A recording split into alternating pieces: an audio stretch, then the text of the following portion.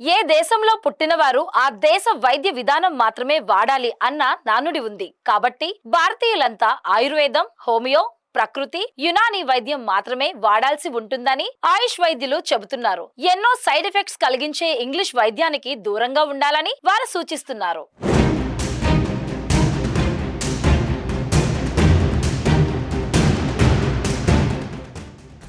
ప్రజల జీవనశైలి, ఆహారంలో మార్పులు, వ్యాయామం చేయకపోవడం, పోషకాహార లోపం వంటి కారణాలతో అనేక రోగాలు వస్తున్నాయి.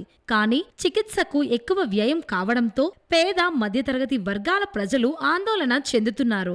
ఈ నేపథ్యంలో తక్కువ వ్యయంతో వ్యాధులను నయం చేసే ఆయుర్వేదం, హోమియో, ప్రకృతి, యునాని తదితర వైద్య విధానాలపై ప్రజలు ఆసక్తి కనబరుస్తున్నారు. కేజీహెచ్, పెందుర్తి తదితర ప్రాంతాల్లో ప్రభుత్వ ఆయుష్ క్లినిక్స్ ద్వారా రోగులకు వైద్య సేవలు అందుతున్నాయి. విశాఖ జిల్లాలో పూర్తి స్థాయిలో వైద్య సేవలను 3 నెలల్లో అందుబాటులోకి తేవడానికి ప్రభుత్వం ఏర్పాట్లు చేస్తోంది.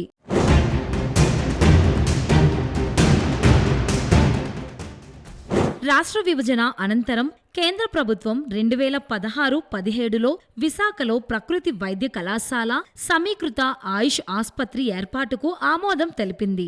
జాతీయ ఆయుష్ మిషన్లో భాగంగా హనుమంతవాకలోని విమ్స్ ప్రాంగణంలో యోగా ప్రకృతి వైద్యశాల, 50 పడకల సమీకృత ఆయుష్ ఆస్పత్రి నిర్మించారు. ఇందులో వార్డులు, ఆపరేషన్ థియేటర్లు, క్యాజువాలిటీ, హోమియోపతి, సిద్ధ, ఆయుర్వేద, యునాని వైద్య సదుపాయాలు, మందులు అందుబాటులో ఉంటాయి.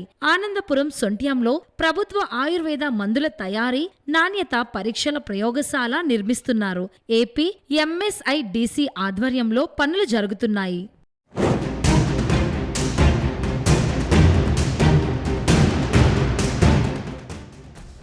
యోగా ప్రకృతి వైద్య కళాశాల నిమిత్తం 16.40 కోట్లు ఖర్చు చేస్తున్నారు. ఇందులో తరగతి గదులు, yoga, mind body medicine, physiology, pathology, microbiology, hydro, mud therapy, biochemistry lab, గ్రంథాలయం, మ్యూజియం, అనాటమీ విభాగాలు ఉంటాయి. ఇక్కడ రోడ్డు, విద్యుత్ పనులు జరుగుతున్నాయి. వచ్చే విద్యా సంవత్సరం నుంచి అడ్మిషన్లు నిర్వహిస్తారు. Bachelor of naturopathy, yoga sciences కోర్సులో 50 సీట్లను భర్తీ చేస్తారు. ఈ మెడికల్ కాలేజీ అందుబాటులోకి వస్తే ఆయుష్ వైద్యానికి విశేష ఆదరణ లభిస్తుందనే చెప్పాలి. ఇక్కడ ఎస్టాబ్లిష్ అయ్యి చాలా ఏళ్ళే అయ్యిందండి. బట్ దురదృష్టకరం ఏంటంటే మాకు చిన్న రూమే ఉంది. యాక్చువల్గా స్పెషాలిటీ హాస్పిటల్ అంటే నా థీమ్లో ఏంటంటే ఒక పంచకర్మ, ఒక 10 బెడెడ్ హాస్పిటల్ అన్నీ ఎస్టాబ్లిష్ చేయాలని నా ఉద్దేశం. కాకపోతే ఇంత చిన్న రూమే ఉంది. నేను వచ్చి ఇంకా 1 వీక్ కూడా అవ్వలేదు, 3-4 డేస్ అయింది. దీన్ని ఇంకా ముందుకు తీసుకుపోయి సూపరింటెండెంట్ గారితో ఒకసారి మాట్లాడాను. 15th ఆగస్ట్ కూడా అది ఎస్టాబ్లిష్ చేద్దామని మేడంని మళ్ళీ కలిసి వస్తాను సార్ మేడం అని చెప్పాను. ఫస్ట్ తర్వాత వెళ్ళి మేడంని కలిసి బిల్డింగ్ ఫస్ట్ చేంజ్ చేయాలని నా concept. How to establish Ayurveda అన్నది కేజీహెచ్ నుండి మనం మొదలు పెడితే మొత్తం వైజాగ్కి కొంచెం పాపులరైజ్ అవుతుందని నా ఉద్దేశం. నెక్స్ట్ యోగాంధ్ర కూడా ఇక్కడే చేసాము. దానివల్ల కూడా ఆయుష్ కొంచెం ఏంటి వరల్డ్ వైడ్ పాపులరైజ్ అయ్యింది మోడీ గారి దయ వల్ల, సీఎం గారి దయ వల్ల. ఇక్కడ యోగాంధ్ర కూడా కలెక్టర్ గారితో యోగాంధ్రాని apart from Ayurveda doctor Jhansi Lakshmi as a ఆర్డీడీగా వర్క్ చేశానండి. సక్సెస్ఫుల్ అయింది, మన అందరికీ తెలుసు. That is proud moment of to me. It's a very proud moment. Then Ayurveda అంటే ఇక్కడ నేను వచ్చాను, ఇంకా మొత్తం ఎస్టాబ్లిష్ చేయాలనుకుంటున్నాను. ఇక్కడ మెడిసిన్ అయితే ఏమీ లేదండి.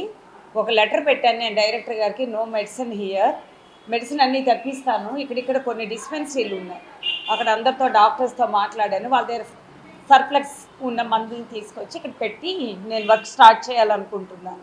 ఇక్కడ స్టాఫ్ ఒక కాంపౌండర్, ఒక doctor, senior medical officer. But cadre strength ఉంది. ఇంకో అటెండర్ కూడా ఉన్నాడు, కానీ స్టాఫ్ తక్కువ ఉన్నారండి. బికాజ్ ఆఫ్ అంటే స్టాఫ్ తక్కువ ఉండడం వల్ల నేను ఒక ఆర్డీడీగా వర్క్ చేసినప్పుడు మొత్తం స్టాఫ్ ప్యాటర్న్ రాసి పంపించాను. 154 మెంబర్స్ స్టాఫ్ మనకి వాంటెడ్ ఉన్నారు. కాంపౌండర్ అయితేనేమి, ఏఎన్ఎం అయితేనేమి, male nursing order, female nursing ఆర్డర్లు, ఎస్సీఎస్లు, లైక్ అలాంటి ప్యాటర్న్ అంతా 154 మెంబర్స్ అవసరం మనకు.